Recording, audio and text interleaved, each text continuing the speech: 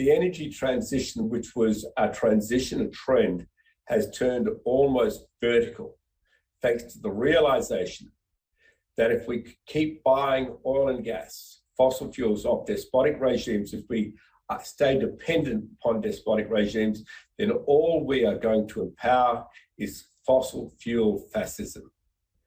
Now, we have to get away from that. We have to bring democracy back to countries. We have to bring energy sovereignty back to countries. There's not a country in the world which cannot produce its own energy now, Dad. Yes, if you didn't happen to be born with a honking great ocean of oil and gas under your feet, well, you were going to be poorer than your next door neighbor.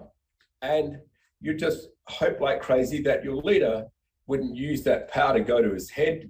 Unfortunately, power is, corrupts. Absolute power corrupts absolutely. You can see that in Russia.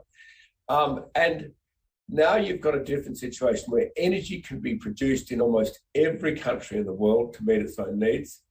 This is the great thing, Dan. This is the breaking technology which Fortescue is bringing to the world, which Fortescue is demonstrating to Oman, where I am in Egypt, that this green energy can be produced in terms of calorific energy value, much cheaper than oil and gas, much cheaper than nuclear. And the great thing is, it's not cooking your environment or your kids. Andrew, what do you think this commodity price surge is going to mean for inflation and global growth? When you look at the world and the economic recovery as it stands, are you worried about the surge that we've seen in commodities like oil, for example?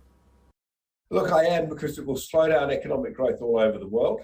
But hopefully, with business leaders like me and political leaders watching this program, it will switch on the light that there is a massive new energy form. It's green energy. It's the only energy which is growing in volume and falling in price. Every other form of energy is falling in volume and rising in price.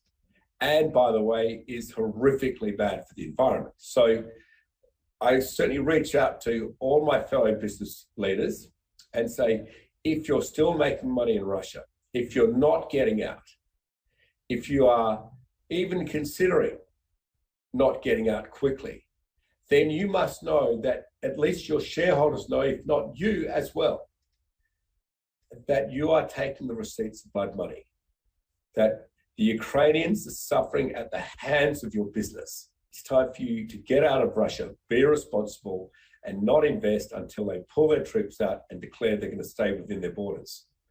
Then sure, go back in, reward good behavior. But making money now, I say strongly to every shareholder, every investor, every chief executive who continues to make money in Russia, invest in Russia, it's blood money. There's no other description for it.